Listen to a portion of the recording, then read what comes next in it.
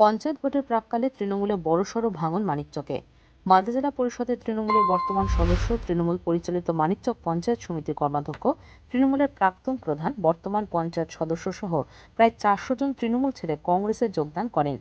সোমবার বিকেল 5টা নাগাদ কংগ্রেসের মানিকচকের দলীয় কার্যালয়ে মানিকচকের প্রাক্তন বিধায়ক তথা মালদা জেলা কংগ্রেসের নেতা মুত্তাকিন আলমের নেতৃত্বে এই যোগদান কর্মসূচি অনুষ্ঠিত হয়।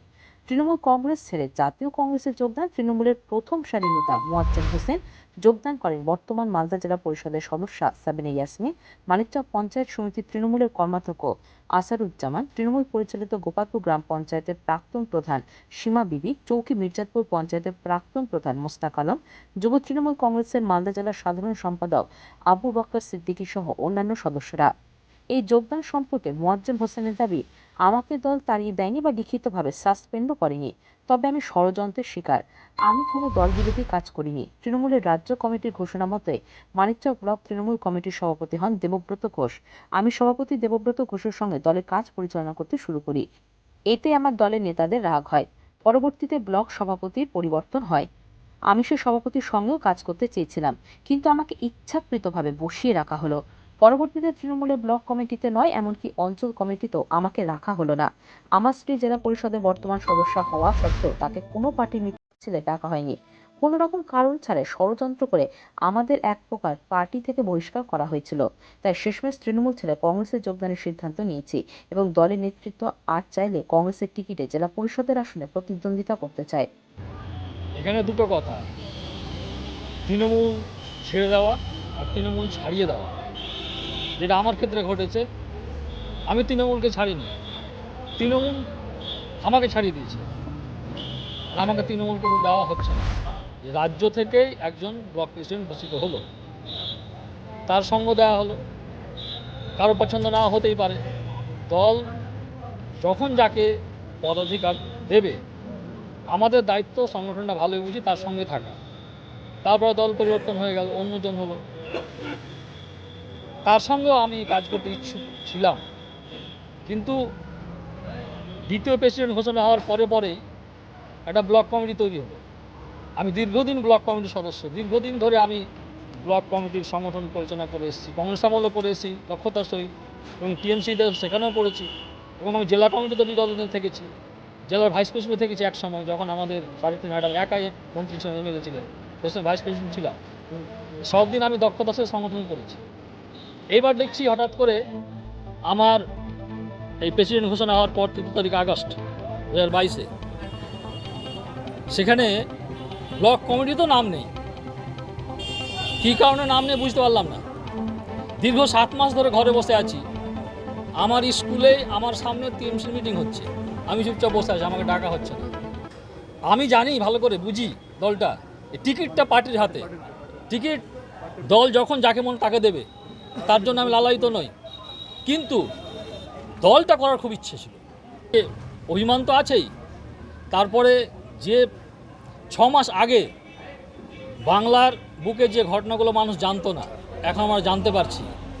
যে আদর্শ দেখে আমরা তৃণমূল দলটা গেছি কংগ্রেস ছেড়ে, সে আদর্শ দেখছি, পরে দেখছি এটা ধোঁকা হয়ে গেছে, আমাদের সঙ্গে বাংলা মানুষের সঙ্গে ধোঁকা হয়ে গেছে। কারণ ওই আদর্শ এটা ধরে রাখতে পারলো না। একটা নতুন ধরনের বাংলার একটা কৃষ্টি কালচার শুরু করলো এই দুর্নীতি, এবং এই দলটা মনে হয় আগামী দিনে বেশি দিন থাকবে না।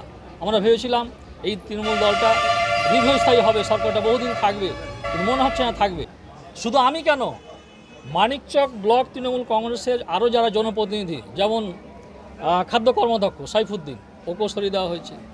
আজকে বিরোধী দলনেতা সুপ্রকাশ সিংহ, তাকেও কমিটি থেকে বাদ দিয়ে দেওয়া হয়েছে। আজকে খাদ্য কর্মাধ্যক্ষ, স্বাস্থ্য কর্মাধ্যক্ষ আব্দুল খালেক, তাকেও কমিটি থেকে বাদ দিয়ে দেওয়া হয়েছে।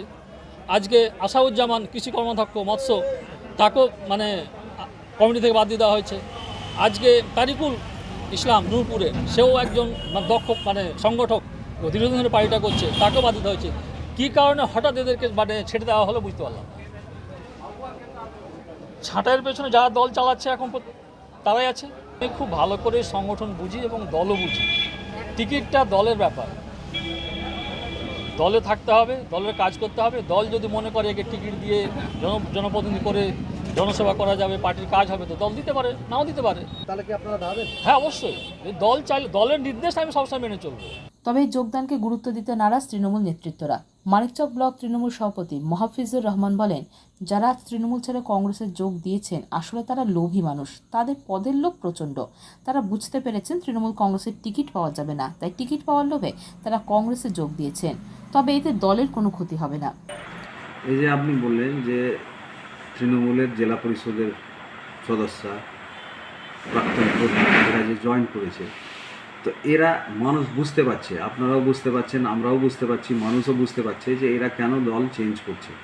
সামনে পঞ্চায়েত ভোট আছে, এদের আশঙ্কা আছে যেহেতু 5 বছর ঠিক মতন দলের সঙ্গে থাকেনি, ঠিক মতো মানুষের সঙ্গে থাকেনি, ওদের একটা ভয় ভীতি যে ওরা হয়তো আগামী দিনে পঞ্চায়েত ইলেকশনের টিকিট পাবে না। আপনারা সবাই জানেন যে এখনও আমাদের লিস্ট প্রকাশ হয়নি, তো এদের একটা আশঙ্কা আছে যে এরা হয়তো টিকিট পাবে না, তো ওই জন্য এরা দল চেঞ্জ করেছে।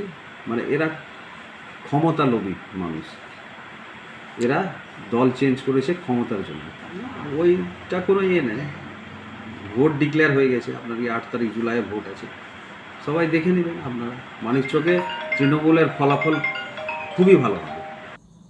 এই বিষয়ে মানিকচকের প্রাক্তন বিধায়ক মুত্তাকিন আলম কটাক্ষ করে বলেন, তৃণমূল দলটা ভালো মানুষের নয়, তাই যারা ভালো মানুষ তারা তৃণমূল ছেড়ে কংগ্রেসে যোগদান করছেন। তিনি আরও কটাক্ষ করে বলেন, আসলে তৃণমূল কংগ্রেসে ক্যান্সার হয়েছে, তাই সকলে তৃণমূল দল ছেড়ে পালাচ্ছে। তো হয়েছে তৃণমূল দলকে এখন ক্যান্সার হয়ে গেছে, ওই দলে কেউ থাকতে পারবে না, সব ফিরে আসবে। একটাই কথা, যারা ভালো মানুষ, যারা বাংলাকে বাঁচাতে চায়, দুর্নীতি, সেই দুর্নীতির বিরুদ্ধে লড়াই করতে হবে, যার কারণে মানুষ কংগ্রেসে দলে দলে যোগদান। বাংলার মানুষ ধরে ফেলেছে এই চোর, বাটপাট, চিটিংবাজদের তাড়ানোর জন্যে পঞ্চায়েতে মানুষ ঐক্যবদ্ধ হয়েছে, এদের তাড়াবেই।